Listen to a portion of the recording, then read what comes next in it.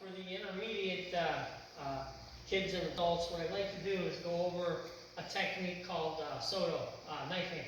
Knife hand is nothing more than your hand is flat, you curl your thumb actually in slightly, and your fingertips bend in just a little bit. It adds stability to the hand itself, and the main target of a knife hand is actually from the fingers down to where your wrist bends, the joint bends. So this is actually considered your knife hand, okay? The first two one-steps that we teach kids is a person steps and throws a punch at them, okay? So it's just step and punch type technique, okay? And what happens is, how we apply this is you're in a fighting stance. This is my partner throwing the punch at me, so typically the punch is right about here. I'm going to step and I'm going to knife hand block, and as I come up and actually make contact, I'm going to carve the hand out.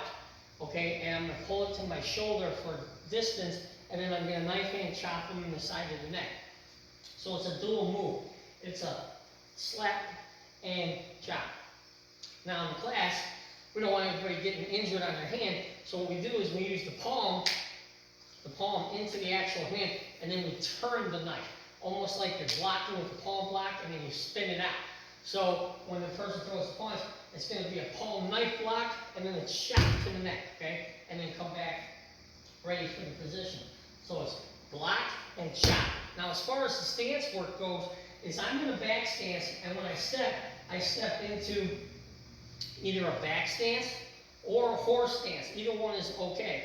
And then when I do the chop, it's in the same stance. So if I'm doing a back stance to a back stance, then it's a back stance, and it's more of a reaching knife hand, okay? And if I'm in a horse stance, it's more, you're kind of closer to that person because of being a horse, okay? But the idea is, the things that are right and wrong about this in the classroom is that you have to pull it to your shoulder.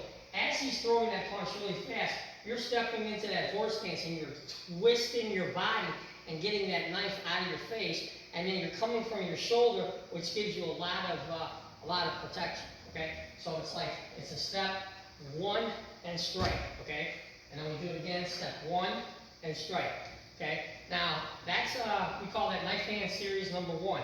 Knife hand series number two, we try to add another technique to it, another layer of the onion, so to speak. So we're gonna go block, chop, and then I'm gonna turn my foot from that back stance into that front stance. And as I do, I'm gonna bring that fist across, right? Well, obviously, the target would be the face for the punch, correct? But in class, we don't want to hurt each other, right? So what we do, and we still want to practice follow through, okay? When I'm using bobby bag or regular bag, obviously, or mitts, I can focus in the power. But when I'm actually learning, using it like either my brother or friend or another student, I will block, I will chop, and then right when I turn my stance over, I will punch next to the head. Okay, the idea on this side, can't see this side because of the camera, but the idea is I would be this far into the head. Why would I, most schools go like this, and then they throw the punch right here and they scream a loud kill. Well, that's good, but in a real fight, you're just going to nod that person. You're going to hit him like that with the punch, and you'll hit him for sure, but it won't knock him into next week, right? And, if we're going to do our martial arts and we're doing it as self-defense, you want to have some kind of power. So if you practice a block and a chop, and then you turn it over, you practice snapping it this far through the guy's face, the day that you really need it, and you hit the person, you're not only going to hit them, but you're going to shove it way into their face really hard, right?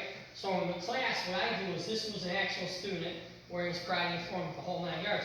I would legitimately block the knife, I would fake the chop and stop just short of the truth. And then when I turn this over and snap it, I want to practice twisting my fist, get that twist power from the punch, and actually come up and shoot it, okay? So it would look more like this. Block, chop, punch, and then come back. And don't forget, there's footwork here. A lot of students are like, that's what you see. And they think they're doing it, and they're not doing it, okay? So you as a parent, a coach, or just somebody watching this video has to understand that just like anything, if you don't have foundation, and that's your stances, then you're losing, say, 40% of your technique, because you can only be so strong. A lot of power comes from the hips, okay, when it comes to these techniques. Like, if I throw a punch, valid point, if I throw a punch right here and I go like this, that's a punch. I turn my hip over, it's got 10 times the power, right? So the power really does come from the hips. So having good stances and knowing how to transition from your basic stances, you know, whether it be, say, back stance into a horse stance, into a front stance, things of that nature, that's what's going to separate a regular martial artist from somebody that's a little more advanced, a little more skilled, okay? The one that can transition, okay?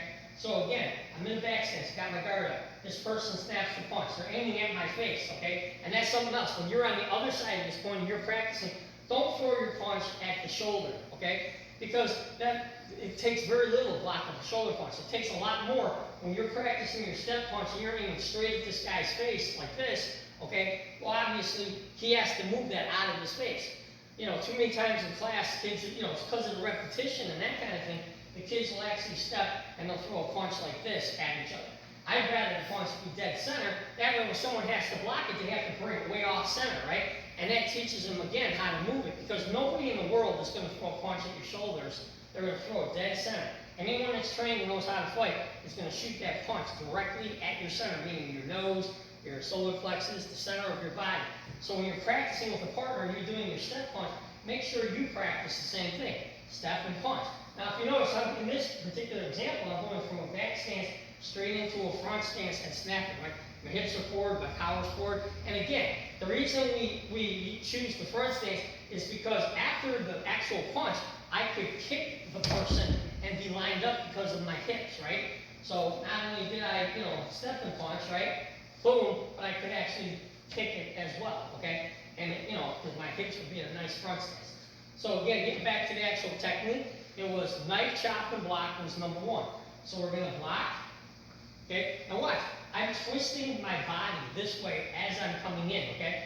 I'm twisting my knife, right? Then all of a sudden, I'm in a nice solid stance, okay? Then I shoot the knife to the neck, right?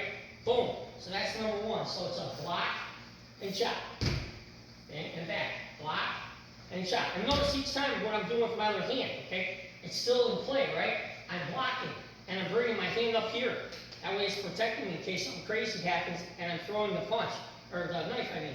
So, you know, as far as this hand here and here, it's not out in no man's land, it's not down here somewhere where I can't use it.